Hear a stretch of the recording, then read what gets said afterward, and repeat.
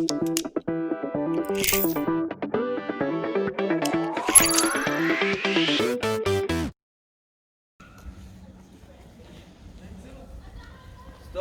vous allez où? On va rejoindre le prof pour la randonnée. Mais vous êtes mal équipé. Une randonnée, ça se prépare. On ne part pas comme ça. Donc avant de partir, il est important de consulter la météo. Donc sur le site de Météo France, 3-4 jours avant la date prévue, je regarde la météo prévue. Donc sur la journée prévue, je commence par regarder la météo au niveau national et je vais zoomer progressivement. Donc il est intéressant de regarder donc la météo, mais également le vent prévu, important en randonnée, surtout l'hiver. Donc je vais zoomer sur la région. Donc au niveau des prévisions, c'est toujours favorable. Le vent également. Je zoome sur le département dans lequel je pratique. Donc je regarde également le vent. Encore moins de vent sur la zone que j'envisage. Et je peux terminer en cliquant sur la zone précise où je vais réaliser ma randonnée. Et sur la journée prévue, ce qui est intéressant, c'est que je vois l'évolution météorologique sur la journée, sur des créneaux horaires. Je vois également le vent qui est faible.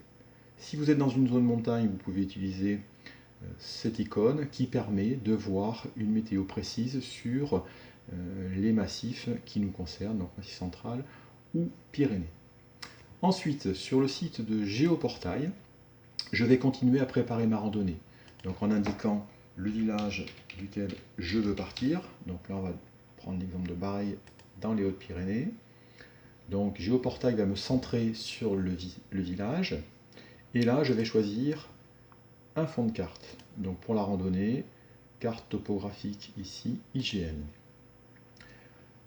Ensuite, je vais utiliser des outils ici sur la droite me permettant de préparer ma randonnée. Donc sur mesure, ici, je vais utiliser l'icône établir un profil altimétrique. Donc je trace l'itinéraire envisagé de manière assez grossière, point par point. Donc je suis l'itinéraire que je souhaite suivre avec mes élèves sur le terrain.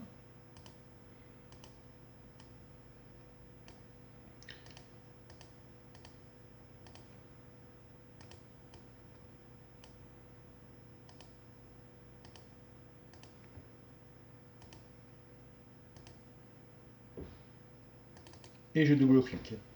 Donc là, ce qui est intéressant, c'est que j'obtiens un profil altimétrique qui va me donner des renseignements précieux.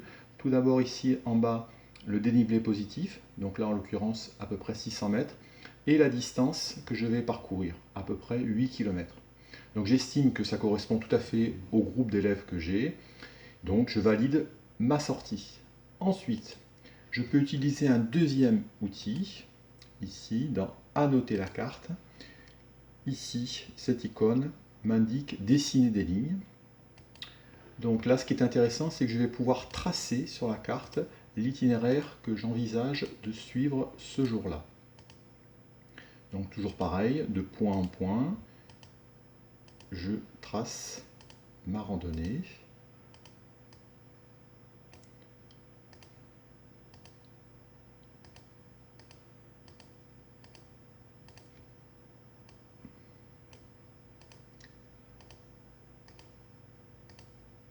Et je double-clique. J'enregistre. Je peux le rendre un peu plus visible, ce parcours, en utilisant cette icône.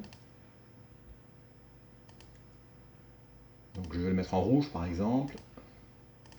Et je vais grossir le trait.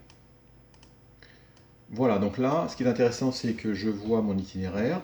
Je peux copier en utilisant la touche Imprime écran. Et je vais aller coller cet extrait de carte sur la fiche administrative que je vais laisser avant de partir.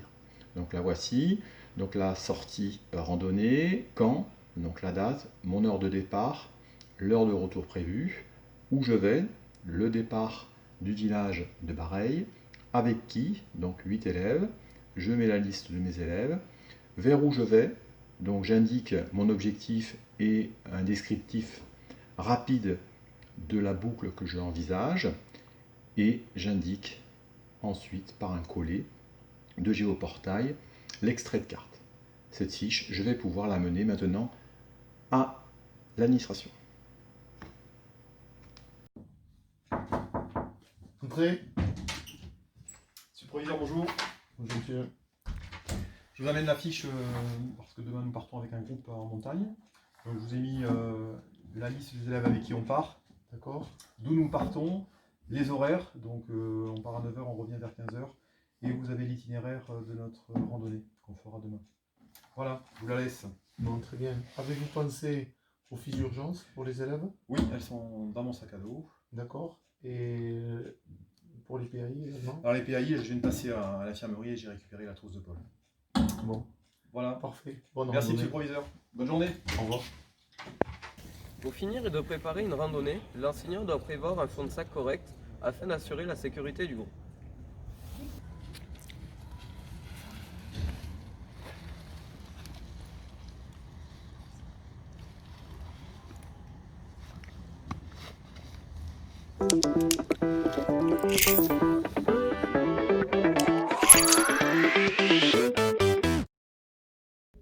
Une carte IGN 1,25 mm et une boussole.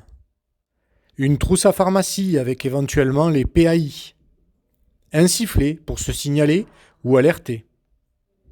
Un téléphone, batterie chargée. Des barres de céréales de réserve. Une cordelette pour des réparations. Une paire de lunettes de secours. Une paire de gants de secours. De la crème solaire. Un couteau pour bricoler. Un couvre-chef de secours, bonnet ou casquette. Les fiches d'urgence.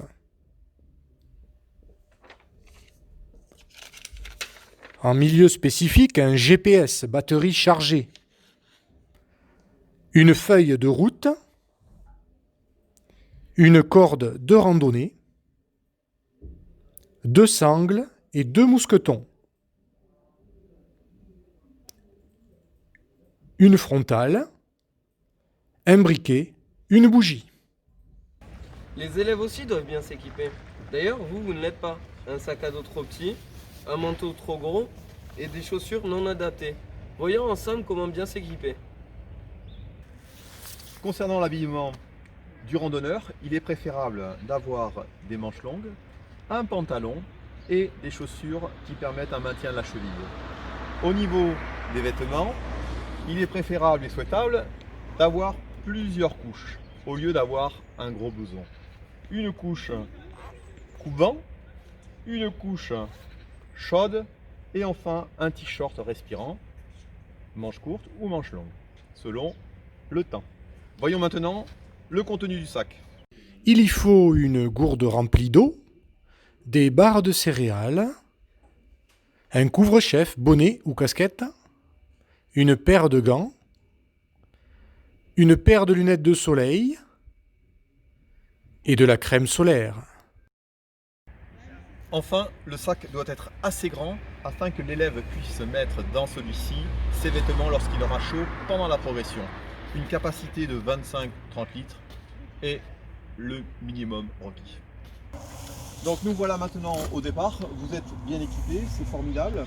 Donc nous allons partir en randonnée, je vais tout le temps rester devant et derrière moi on va mettre Ninon qui a le rythme le moins élevé, tu vas être derrière moi et puis Carla tu vas rester en serre-file, tu seras tout le temps la dernière du groupe. Quand je me retourne je dois te voir, donc je vais toujours marcher un rythme permettant de te voir et on va progresser ainsi. Vous êtes prêts? Est-ce que tout le monde est prêt? Allez, eh bien, je pars devant, c'est parti. Ninon, tu viens derrière moi.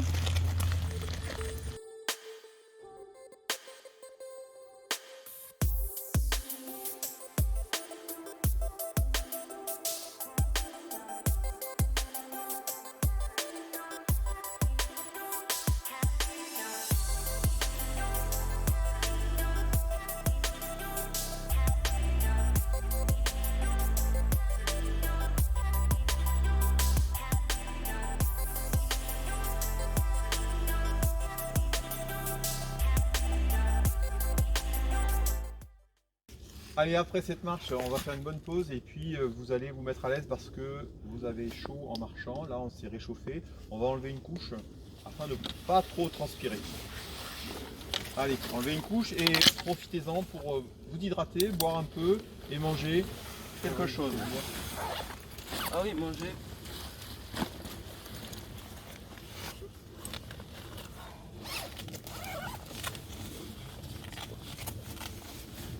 Vous voyez, c'est important d'avoir un sac assez grand pour pouvoir loger ses vêtements.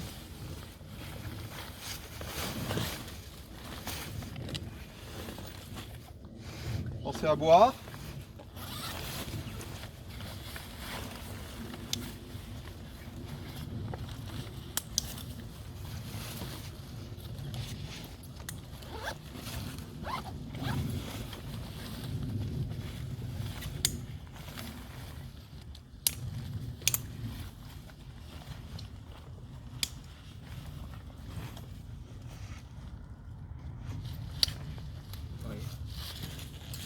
Allez, on va repartir, donc on garde nos positions. Carla, tu restes en certile. Ninon, tu restes derrière moi. Et on va repartir.